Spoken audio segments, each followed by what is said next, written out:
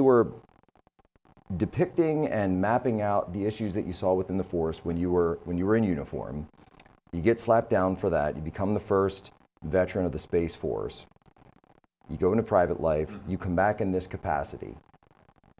That revolutionary change that we saw going on within the force, where is it now, and what are the initiatives to, I don't want to say right the ship, but I'm going to have to say it. I'm going to have to say right the ship. All right, I'm learning Navy lingo. Yeah, I'll get you there. I'll get you there. So I think that your viewers would be well aware of the fact that President Trump comes back into office, issues a number of executive orders that are deliberately targeting these problems within the uniformed services and across all of the federal agencies. In fact, before he left office for his first term, in September of 2020, he attempted by executive order to eliminate diversity, equity, and inclusion trainings from the uniformed services. And so there was a short reprieve there before the next administration had come in. Secretary Hegseth, as the Secretary of Defense, now Secretary of War, has done an outstanding job moving out quickly, executing those executive orders, and each of the services or the departments, and in my case the Department of the Air Force, have efforts underway and have ever since the beginning of this administration to be very clear in our communication with the force that we're merit focused, that we're standards focused. And you know what's really interesting, and I mentioned this in my book that you brought up, I warn in the book that if we abandon meritocracy and if we abandon a standards-based military, we will see our recruitment numbers plummet and our retention plummet. And that happened. And as soon as the president, this administration, Secretary Hegseth, readjusted the focus to be meritocracy-based, standards-based, what did you see happen with recruitment and retention? It soared.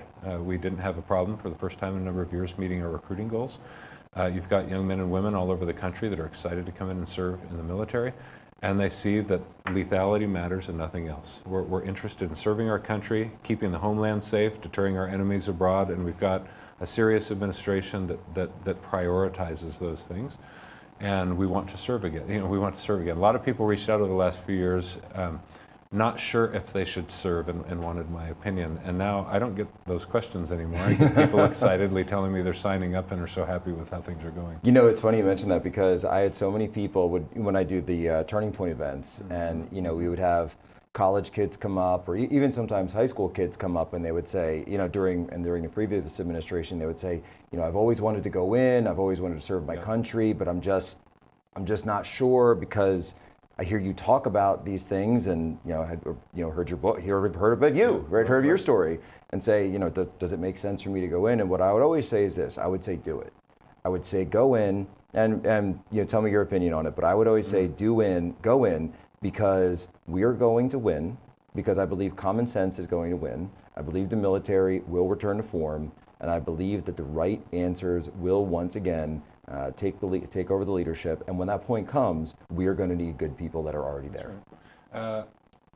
Unlike you, I'm not talking about me now, but unlike you, there were, one of the ways in which we get young men and women to even take interest in an all-volunteer force in the first place is that they've got moms and dads and grandmas and grandpas who have all served, aunts and uncles. Oh, the legacies are and when you've got the core an older of the military. They are. And when you've got an older generation in particular that does not appreciate the direction that the country is going, that does not appreciate the policy changes within the Defense Department, now War Department, that seem to upend all that they fought for themselves and the unity that they experienced while they were in uniform, they're not willing to recommend to the next generation military service. And I think we're seeing a change there again. And that would just shatter the military. That is your core recruiting base, and especially because so many of those kids, when they come through the pipeline, when they're hitting 16, 17, where those prime recruitment ages, if their mom or dad are active duty, they've grown up in the military. They've grown up on post or on base. They've gone to military schools. They've had military health care, et cetera, et cetera. So they're familiar with it, they know it, and this has always been the core draw. I was lived on base for a number of years, and I always used to make a joke about it. I'd say, it's very interesting to me that here on base we have a hospital, we have a daycare, we have an elementary school, we have a high school, we have a MEPS, so you can join the military. Yep. Then we have colleges, we have higher grad, then we have the retirement section, we have the RV trailers, and all the way at the other end of base we have a cemetery.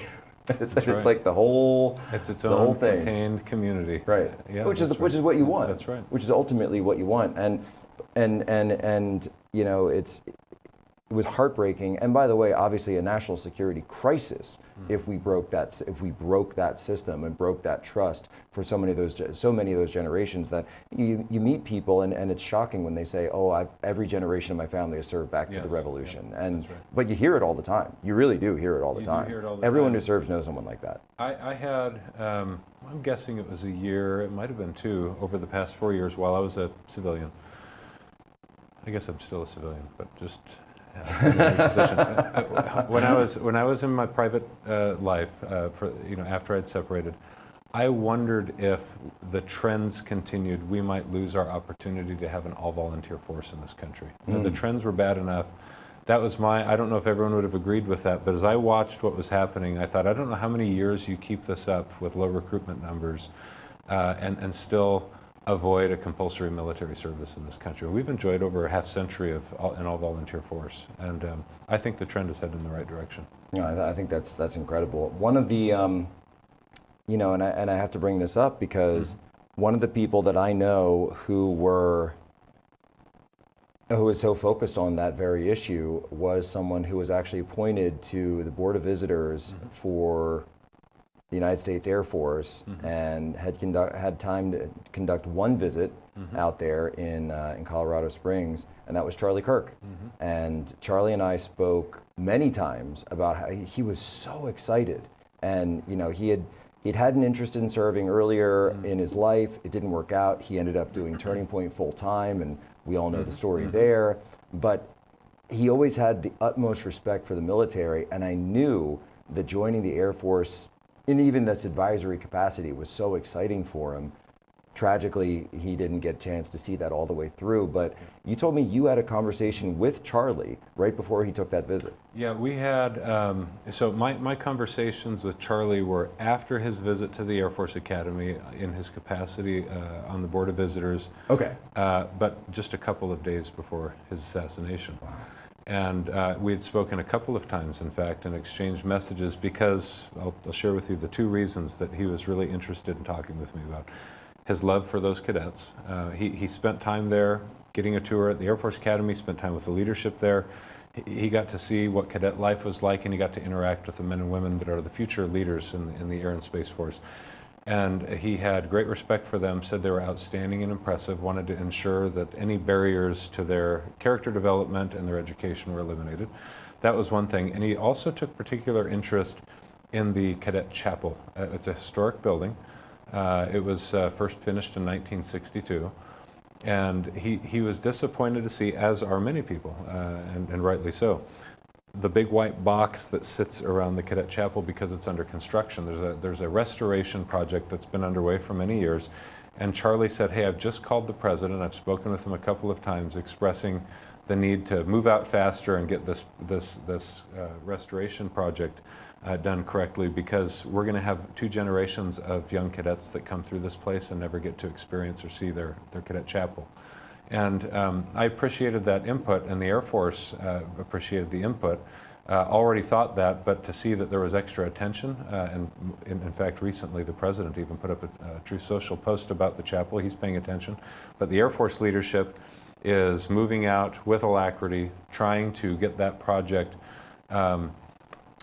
done as quickly and as wisely as possible so that we can get our cadets, back in what is the symbol of the spiritual center there of the Air Force Academy, and also all the folks driving down Interstate 25 every day of the week that see just a white box and not the iconic chapel there. So that effort's going well. In fact, I recently took a trip out there to meet with the contractor and Air Force leadership who are in charge of that project to make sure that we get it right, move it left if possible, save as much money as possible moving forward. And I'm optimistic about those conversations. But Charlie cared about getting that right. And that was the last conversation I had about with him was about that chapel.